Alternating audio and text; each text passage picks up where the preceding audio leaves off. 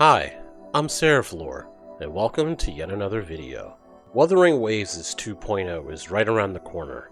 We'll be introduced to a new region, new characters, new content, and much more. But that's not what this video is entirely about.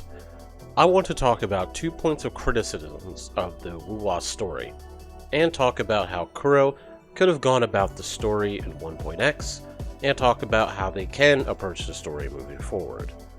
Let's get into it. The story of Wuthering Waves is essentially a collection of mini-episodes that don't have an overarching plot in particular. Sure, there are some storylines that are brought up in 1.0 that eventually get fleshed out later, like the Black Shores, but other than that, there isn't much that connect the storylines together. This is a result of the massive rewrites the developers did prior to the game's launch. This left the entirety of 1.x's story feeling fractured, and I think that feeling can be felt in nowhere better but the lack of character interaction. Character interaction is something that is sorely lacking in Wuthering story. We got bits and pieces of character interaction in 1.0, but when it came to our limited roster, we only really had interaction between Jinchi and Changli. This became really apparent in 1.4 Somnium Labyrinth, where we had all these characters, Yinlin, Changli, Jeja, Encore, Camellia, and Lumi, and none of them spoke nary a word to each other. It was kind of creepy, if I'm being honest. It also felt like the developers were scared of having the girls talk to each other. However, I'm willing to give the lack of character interaction here the benefit of the doubt, since after all, the entire event takes place in a dream. Still, it is very noticeable when we don't really have our limited resonators interact with each other at all, let alone other resonators. They do have something to say to each other in their profiles and quotes, but that doesn't mean much when we don't see any examples of the supposed relationships in the story or during events. Like with Yinlin and Calcharo, or Camellia and Shorekeeper. This is a problem that could be remedied in the future if we get more Huanglong-centered events or stories.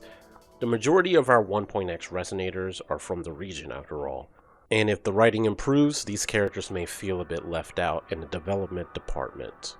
Having events where they talk and interact with one another is a good way to introduce new and implied character dynamics without going through another round of rewrites for the 1.x series. Finally, let's talk about what the kids call Rover glazing.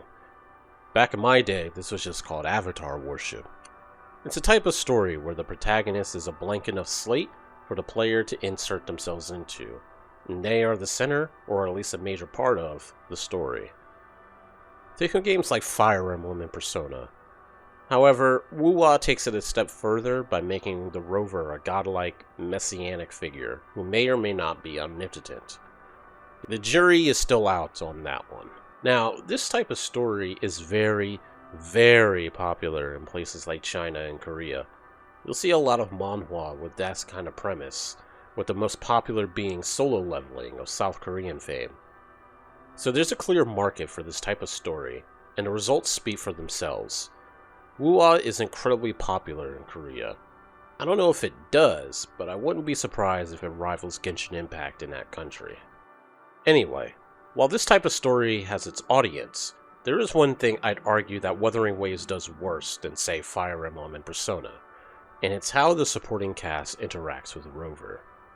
Without much effort, the Rover gains the favors of various characters, to the point where pretty much all of our limited roster has affections or outright love the Rover. This is a point of contention within the community, to the point where the game is often called Gathering Wives by its detractors and jaded community members. So how can this problem be fixed? Simple.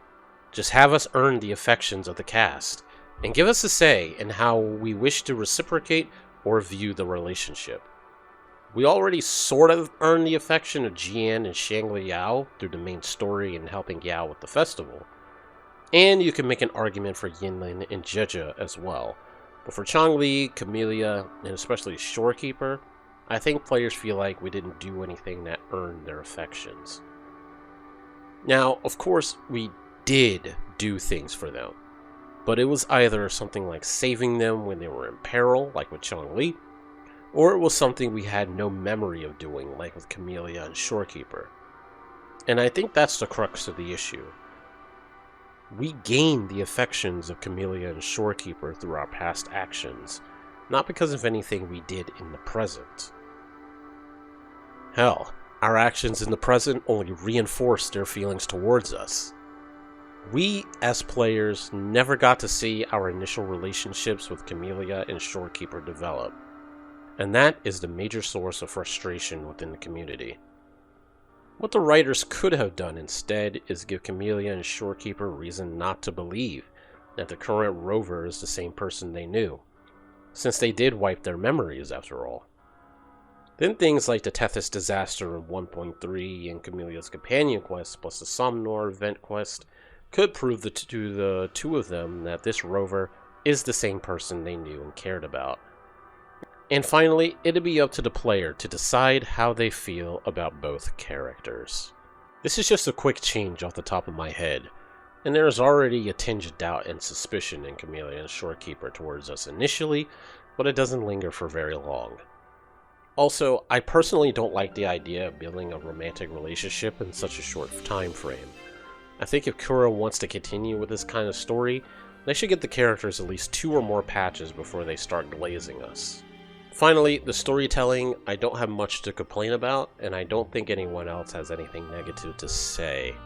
As of patch 1.4, the story's pacing is a lot better and it's more cinematic. I guess a negative could be that the pacing is too quick. You can make an argument for that. And that's it. Those are the 2 things that should be fixed for Wuthering Waves' story.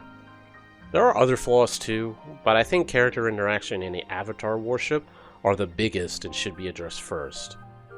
Now, I haven't read Solo Leveling or other manhwa like it, but I want to believe that fixing those 2 problems won't turn off the KR and CN player base or force the game outside of its target storytelling. But it would at least allow people here across the pond to turn their complaints elsewhere, at least for a while. Thanks for watching. I'm on my way to 100 subscribers, so if you like my content, please consider subscribing. See ya.